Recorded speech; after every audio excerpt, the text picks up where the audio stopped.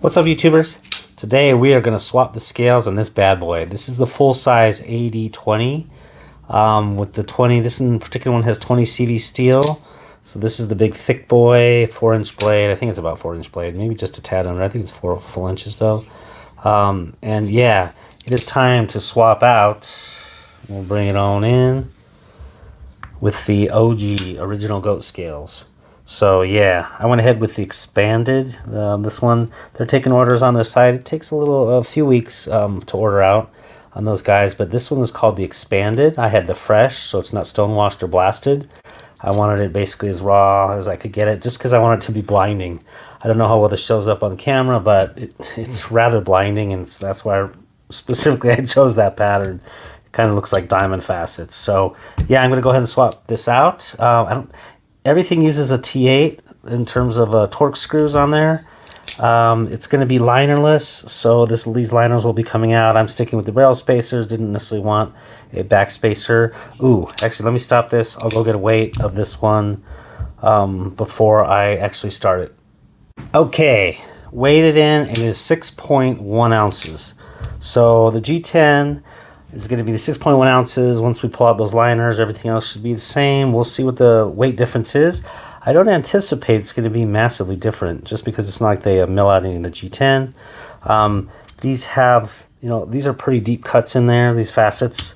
So we'll give it a go. I will put it into some time-lapse mode here. Oh, by the way, they do come with hardened washers, which of course are going to be going inside these races here for the they're bearings, I believe. I've done the 20.5. I haven't done the full size 20. These actually do come also with skiff spacers. If you're going to do that, I'm fine with just the factories, unless I find out that it's really crummy and I do need to do that. So these are the original goat swap.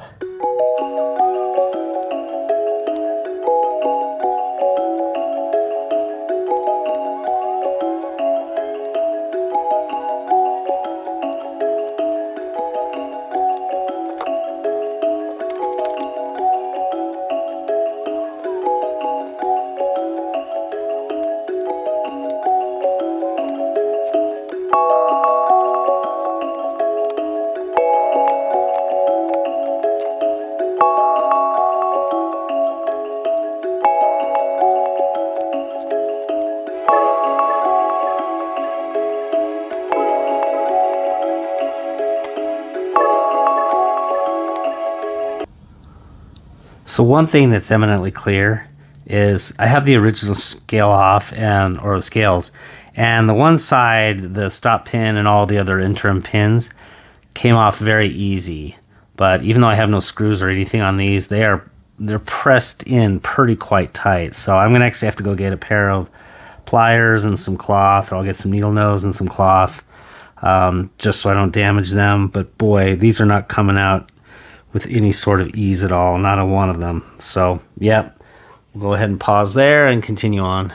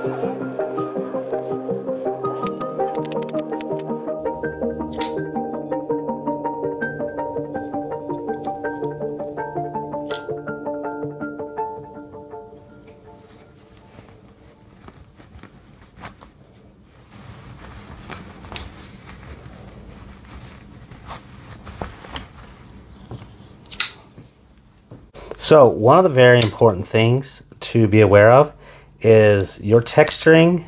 There's not a landing zone for the, at least factory pocket clip. Well, none of them really. Not that I would expect there to be, because they presume you're probably going to replace with a Lynch or somebody else's deep carry clip. I'm actually fine with this one. I don't mind having a little bit of grab there, but I will say, with the texturing, be aware that you're going to have a lot more friction there. So as I demonstrated there, there's definitely a lot more friction when you're pulling out that pocket clip, and it's a little bit less functional than the lower default stuff that does come with the Demko knives. So that would be the one thing. It's not a bad thing on the scales themselves, just something to be aware of, that you are going to have a fair bit more friction on there, and it's going to be a little bit tougher. So yeah, a beautiful blinding diamond-like pattern. Again, they call this one the expanded. They do sell it for a $10 additional option where you can have the lanyard hold delete. I actually don't mind having lanyard hold, a little bit of weight relief. Yeah, 0.005 ounce weight relief. One of the things that I did do along the way, and some of the oil will seep out, is anywhere that I have metal to metal contact, especially on a knife that you're fidgeting a lot with, is I do go ahead and put some knife pivot lube oil between that wedge of the lock and then the two slabs. Obviously around pivot and ball bearings and that sort of thing. But yeah, this thing is perfectly dead centered. I didn't have to do any sort of, it may not show up well on camera there, I got a terrible angle, but it is perfectly dead centered. It was a piece of cake. I will tell you, the Demko screws are of good quality, but they're kind of shallow, so you do want to be quite careful when you're tightening and loosening and that sort of thing. I had one little slip on one of them, so I'd have to be careful in the future. Again, not bad, just something to be aware of, that they're not excessively deep. On the whole, though, yeah, these goat scales, are they the goat? I'm not so sure. Greatest of all time, I'm assuming that's what these are referencing. Maybe not. But yeah, it worked essentially flawlessly. The toughest thing, again, was just getting those pins out of the backside here on the original. It seemed as though they used maybe a little bit of Loctite in there, so just made it a little bit more snug, maybe so they didn't have any sort of rubbing. Don't seem to have that problem. Yeah, this is now kind of like a grail knife, and go ahead and get some. I think they go, I can't even remember, I ordered these a while back. I believe they were $175 minus the 10%. So, after shipping, I want to say it was like $155 total on top of a $425 knife. So it takes this up into the, $600 range. But for a full titanium with this badass lock, and then that milling pattern, yeah, goat scales are pretty nice. So hope this was of some use, and you can always just slow down the actual disassembly if you need to for any finite points. Otherwise, really, everything was fairly straightforward. If you've done an AD20, lots of people have takedowns of those. These are super comfortable and actually provide just enough grip. Yeah, I actually love them. In terms of what I think I'm getting out of it. Oh, I do got to get a scale weight. Let me go ahead and do that. So these weigh 8 ounces. So we went from 6.1 to 8 full ounces. So 2 ounces of weight. Yeah, it's a little bit more, but when you're in the 6 to 8 ounce range, at that point in time, is there much difference? I think, they're both going to be weighing down your pocket to a degree, but yeah, very sturdy on this one. Fantastic. The balance on this thing actually is fantastic. I thought maybe with the weight going from 6.1 ounces to 8.0 ounces, that it might be a little bit offset and a little bit handle heavy, but it's not. It's actually just feels really solid in the hand. This might actually be one that, Satu Dave, you might even like. I was thinking about this one. 100 and whatever, let's say $165 after shipping, tax, and all that stuff. On a $140 or $425 knife, I think this is actually less than you can get the full titanium Demko for. I want to say that one was like $650, so that would be like if they were $225. Also, I did also want to mention that Noftanium, Rodney over at Noftastic EDC, he's going to start on the full-size ones. I already have a set of custom of the AD20.5s coming in from him with some just badass patterning and some anodizing and a backspacer on that one I did want. So yeah, I will be showing that one off soon. But boy, as values go, this is actually a dang good value and probably the better option as these AD20s do become available. Just go for the cheap one. Maybe even just go for the Grivory ones, which are I think $375 or so, and then just go for your titanium, since it basically says goodbye to the entirety of those inside linings. Yeah, this thing's gonna be a total badass. Love it. On the sound front, it doesn't sound any different, and I wouldn't necessarily expect it to, because there's really no pocketing or milling out in there.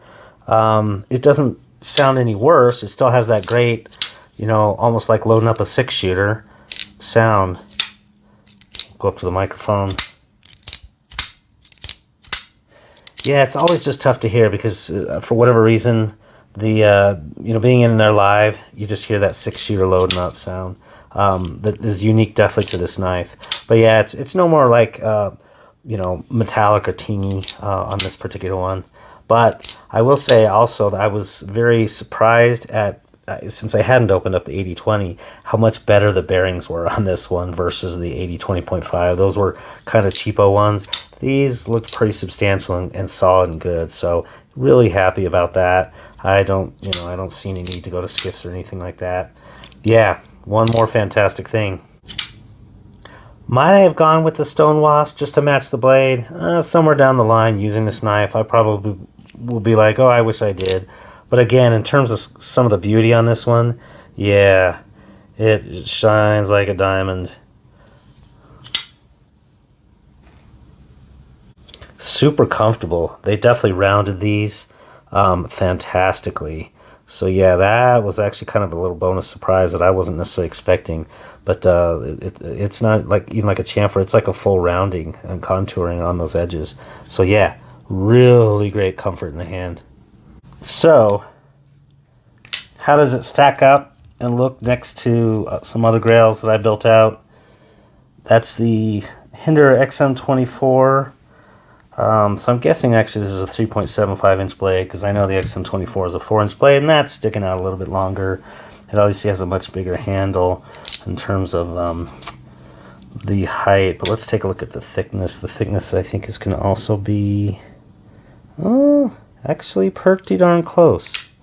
Yeah, and that's a knife that runs, oh geez, $600 before you put on. I put on a titanium skull scale, or a scale there on the show side. But yeah, that's definitely an interesting knife comparison. How about a full size or a full titanium XM18?